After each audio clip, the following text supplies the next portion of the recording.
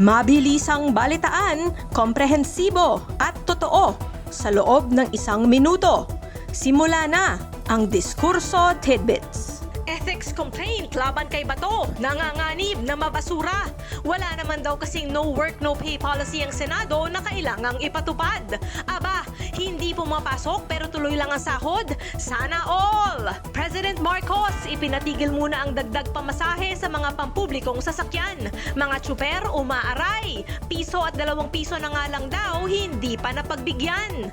Napansin mo ba ang kaliwat kanan na fees nung nag-renew ka ng driver's license mo?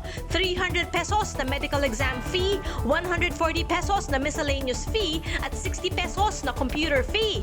Hindi pala yan regulated ng LTO. Ex-NEDA Chief Winnie Monsod tutol sa pagsuspinde sa fuel excise tax. Ang kanyang solusyon, wealth tax para sa 50 pinakamayayamang pamilya sa bansa.